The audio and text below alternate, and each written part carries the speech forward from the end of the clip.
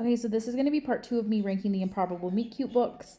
Part 1 I ranked 6 through 4, was getting too long, so now this is going to be 3 through 1. And these are all 4.5s and 5s. So let's start with number 3.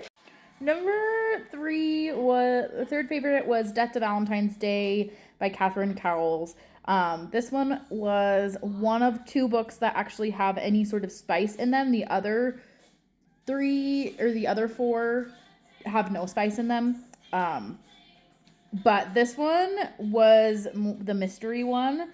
So it's Catherine Cowles. I've never read anything by her, but I believe she does like some like mystery type romances.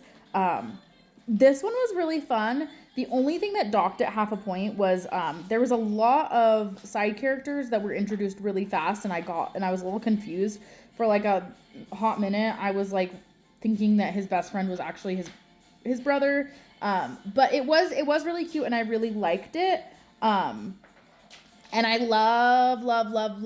You'll notice the top 3, they all have kind of a epilogue. And I love an epilogue, especially in a novella where like you're not getting into the I love yous as much. So I really like when you get an epilogue that's like a year, 2 years later. This one was Second Chance, X's brother. There's an unaliving, and they're stuck in this hotel where this person was unalived. There was a plot twist in this that was really good and I didn't expect. So I was really happy, and I will absolutely be reading more Catherine Cowles books. My second favorite was Valentine's Sleigh by Novellas Allen. Now, she is the whole reason that I read these books, was because she teased us a couple months ago about how she was releasing a book before Game On that we hadn't heard of, and then didn't say anything, and then she announced this, and I was really excited. This one was the spiciest, and it was very Novellas Allen.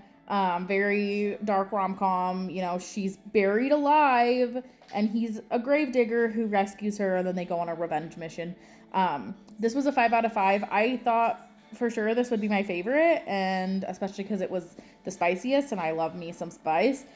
So I was actually shocked that it was number 2, but it was so good, and I really, really enjoyed it, and I love Novellas Allen never misses. None of the books that I've read by Novellas Allen have ever been a miss. Can't wait to read more from her and for Game On. But this was funny. This was spicy. This was sweet. This was cute. And I loved that it had an epilogue. I love an epilogue, even in like a 95-page book. So my favorite was actually Time Will Tell by Hannah Bonham Young. I've never read anything by her, so I didn't know what to expect going into this one. But this one was so cute.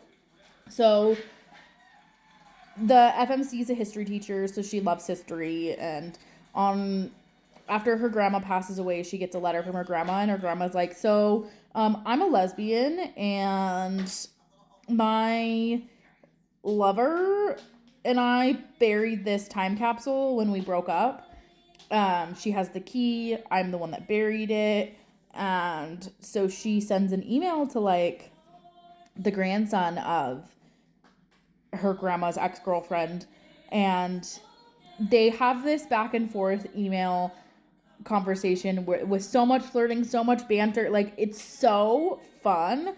Like, there was an email conversations in the one by Christina Lauren, but I thought that the email conversations in this were better.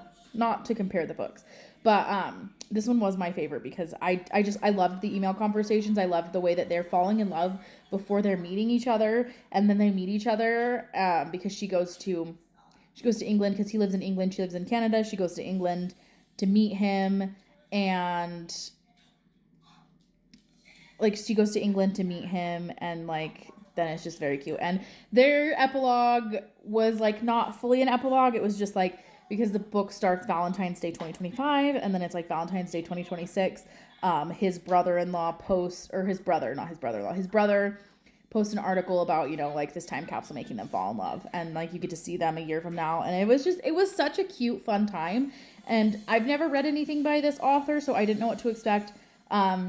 This just ended up being my favorite, and it just captured my heart, and it was so cute. I loved it. So yeah, that was me ranking the Improbable Meet Cute Second Chances books. I might go back and read the ones from last year that were just the Improbable Meet Cutes. another 6 books by 6 authors, because I think that will be fun. But yeah, these were all cute books. Highly recommend them.